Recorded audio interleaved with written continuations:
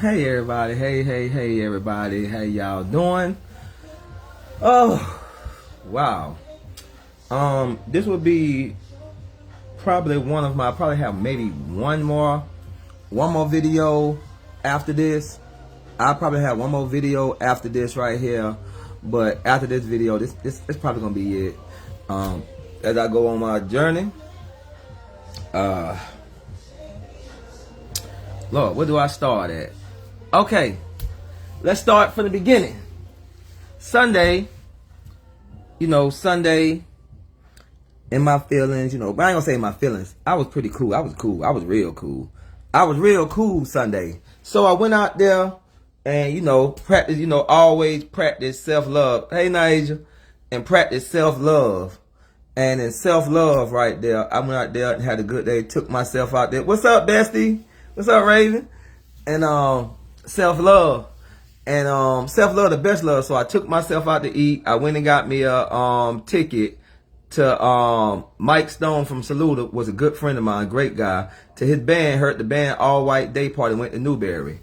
So I went to Newberry and I had one of the best times of my life. Like, I'm talking about, if not the best time of my life.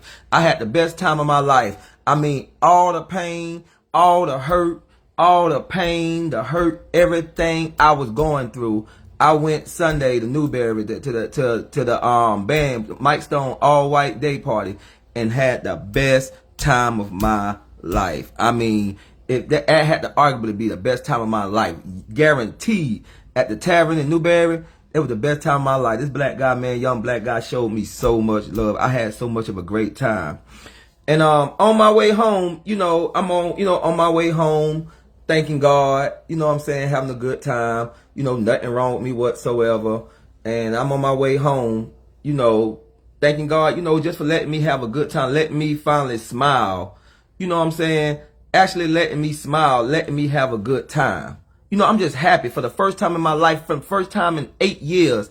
In 8 years from my dad death and stuff, to everything I had going on in my life, I'm finally happy at this moment. I finally reached a part in my life where I'm finally happy. Everything seems like it's going right for me. Everything now, I can see the path now. I can see the road clear now. Everything's sunshine. Everything's going perfect for me now. Can't nothing get no better than this, how I'm feeling right now, how I am. And all of a sudden, out the clear blue sky, I don't know where this come from, what happened. I see the blue lights come. State trooper stopped me. So I said, it's just like, inside something ain't right. You already know that something is not right deep inside. You already know. You feel like, I felt like a cloud came over me, like a dark, cold cloud came over me. And it was that feeling I got 18 years ago. And I already know, because I'm spiritual. One thing it is, when you've been praying and fasting and stuff, you locked in. You 100% locked in. So now that same feeling came. Boom, it hit me at one time. I said, Lord, I said, you wanted me to have a good time. You've been telling me to practice self-love, I need to get out my head. I've been going through so much. I just want to go somewhere, hear the band play, sip a little champagne, have a good time, come home. I was not hurting nobody, wasn't bothering nobody. I'm not no drunk, nothing like this. I'm perfectly fine. What is going on? So the state trooper, he came over there. He said, license and registration. So I gave him a license and registration till the car was driving. He checked everything out. He said, yeah, where you coming from? I said, I'm coming from a day party. Listen to the band play, a good friend of mine with the band. He said, yeah, okay. He said, but yeah, I need you to step out the car. I said, for what? Is everything panning out? Well, I think you drunk. I said, what would make you think that? I said, do I talk with a slur or something? No. Well, I kind of seen a little wobble on you. I said, sir, I was not. I said, and if I did kind of slant, I tried to explain to the man that I had a tumor in my arm. I cannot open my hand. So I'm driving with my left. This is my dominant hand. So I'm driving with not my dominant hand. I try to catch a steering wheel here and there. I can slide my hand to try to get a grip where I'm going. He didn't want to hear that. So he said, okay, I need you to walk this line, touching your toes, parallel, perfect. I said, perfect. So I said, okay. So I did that and I walked. We in Newberry County now. This is state trooper. So I walked the white line just like he told me to. So he said, do that again. I said, I did it again. He said, do it a third time. I said, well, hold on now. I said, I think you're going a little too far overboard with this. I have done everything you asked me to do. He said, well, follow the ink pen. So I followed the ink pen with my eyes. I did that. He said, follow it again. So then he tried to stop. Then he tried to go real fast and tried to like zigzag and trick with it. I'm like, what are you doing? And so he was like, you just do it as I say do and watch this ink pen. Who are you talking to like that? So I kept my peace. I said, nope, don't do nothing. Don't say nothing stupid. Don't do nothing stupid. This man right here looking for trouble. And I knew for a fact he was looking for trouble. So he did it with the thing again. He just went like that. He said, I done seen enough. He said, well, okay, I see you did. He said, well, just walk to the front of the car. So I walked to the front of the car. This man gonna say, you got the right to remain silent and put the handcuffs on me. This man took my arm while I showed him numerous of times. I got a tumor here. I'm hurting. I'm in pain. I got nerve pain. Do not bother this arm like that. This man said, I don't want to hear that. He took his hand, took my arm, snatched my arm, my tumor all the way back, twisted my arm, put handcuffs on me. I said, what are you doing? What is you doing this for? Get in the car. He wouldn't say nothing. I said, yo, man, you know what, man? You being evil, man. God gonna really punish you for that right there, man. I said, man, because you know good and well I know well. You admitted that. You said you had something. I said, brother, I passed every test you asked me to pass you. What are you doing? I done passed every test you asked me to pass. Why are you still doing this? This man take my arm, shove my arm in my back, and it's so hard, yank me in there, rip everything out my car, everything. Well, it wasn't my car, I was driving. Rip everything out the car, throwing my book sack around. I'm telling him, hold up, man. Don't throw that book sack around. I got money in there. Do not throw that around. So he's throwing my book sack around. He's doing all kind of stuff. Like, yo, you don't have to do all that. I'm like, man, you know what I'm saying? You don't have to do all that. All that ain't even cause for, brother. You know what I'm saying? So then looking at my wallet, looking at my money. Come on, bro. All this ain't cause for. I don't need all these questions. You know what I'm saying? Why? Tell me why is I'm going to jail for? Just explain that to me. I said, well, I tell you what. If you think I'm drunk so much, give me a breathalyzer. I promise you, I ain't chew no gum, no nothing. But I bet you I can pass it. I ain't giving you nothing. You just be quiet. And you just do what I say do. And I said, who you think you talking to? He said, now you just got another charge on you. What? Another charge? For what? For what? Now what this charge is for now? Now what I'm charged with? Now what I'm charged with? Tell me what I'm charged with now. You'll see when you get to the precinct. So you afraid really take me to jail? I done passed every test you wanted me to pass whatsoever. Every test I done passed whatsoever you wanted me to pass. And now you still afraid to take me to jail? You still afraid to take me to jail? And I done passed every test you asked me to pass you. So when the other police come, they hyping it. They telling him, hey man, give him a breathalyzer test. They're like, if he passed the walking, but he still seemed like he jumped. They said, did he pass the walking thing? Well, yeah, he did walk straight. What about the eye test? They said, well, he passed it, but I didn't like the way his eyes were going. Well, the police said, well, if he done passed this and passed that, then, but you don't like the way eyes going, he said, I would give it to him again. Then the police said, well, I would give it to him right now. No, I made up my mind and my decision. I said, well, sir, the other police, two more police came. I said, if I'm so much of this and that, and the man kept telling him, he don't seem nowhere near drunk to me. And I said, and I'm telling him that. I said, if I'm so drunk, give me a breathalyzer right now. I said, I haven't been chewing no chewing gum, no nothing. Give me a breathalyzer right now. No chewing gum, no nothing. Give me a breathalyzer right now. And I guarantee you I'll pass it. The police were telling him, give it to him. He's after you got to give it to him by request. He looked at those police and said, no, I made my final decision and my decision is my decision. This man took me into jail, banged me up a little, slammed me against the wall, got my whole back messed up. My neck, I barely can move my neck, My arm's so hurting so bad. As you will look right here, where my tumor was at, it's a broken vein in my arm. Now I got to go back to the hospital again before I go to try to get seen about my arm. All while I'm going through this for what? For what? Then the next day, I gets up 10:30 that morning. But you know what though?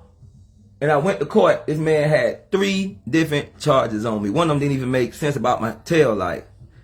And one, malicious injury to personal property. How in God's given name are you going to give me malicious injury to personal property? And I never hit nothing. I never did nothing. I just told you I had to tell you, and that was it. I didn't threaten you. I didn't do nothing to you.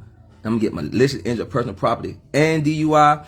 And to make the thing so much crazier, the man lied and put on the paperwork, told the DMV, I refused the breathalyzer. When I've been saying from the beginning, the other cops heard me from the beginning. Everybody heard from the beginning, begging this man for a breathalyzer test from the beginning. Begging him for it. And when other police come, they heard, they said, and they took my license, took everything from me. You know what I'm saying? But do you think, in your rabbit mind, all that ever happened to me, you think that's still not my faith? You still think that made me doubt myself? You still think that made me doubt who I am? I know who I am. I know I was in the right. I know I did not one thing wrong. I'm going to fight it. Getting a lawyer. I'm fighting the whole case and everything because you don't play with me like that. But guess what? It still don't stop me from doing what I got to do. It still don't stop me from doing God's will. Don't nothing stop me whatsoever from doing God's will. And a person can judge me for how I am and who I am because I know who I am. And once you know who you is right there, you let nothing stop you. You let nothing stop you because in life, just because you go through obstacles and just because you know your blessing on the way and just because things seem to go right and you take a downfall, you never, ever, ever fold. And you never, ever get down. You never start. So when I was in jail, man, I was praying all night long. I prayed all night, cried and prayed to God all night because I started feeling like I disappointed him. I started feeling like it was me. I was the problem all over again. That's when that self-doubt started kicking in right there. That self-doubt started kicking in right there. I'm like, Lord, I let you down, Lord. I let you down. I let you down. It wasn't a part about me being locked up that bothered me. I wasn't mad about the false reports they got on me, the false charges they got on me. Then none of that bothered me one bit. What bothered me was I felt like I disappointed God. That was the only thing I cared about, with me disappointing God. And when I went out, I prayed all night. Because let me tell you something. See, 18 years ago, jail didn't mean nothing to me. I could handle it. But when you change, when 18 later, you become a different person. When God changed you and give you a new heart, a new mind, you become a different person. And when you was younger, when you was out there going back and forth to jail, you didn't have nothing to live for then. You didn't care about life then. But see, 18 years later, I got a whole lot to live for. No matter what I go through, no matter what my trials and tribulations is, no matter what I go through, I got something to live for. I got a whole lot to live for. I got me to live for. I got my kids to live for. And definitely God, number one.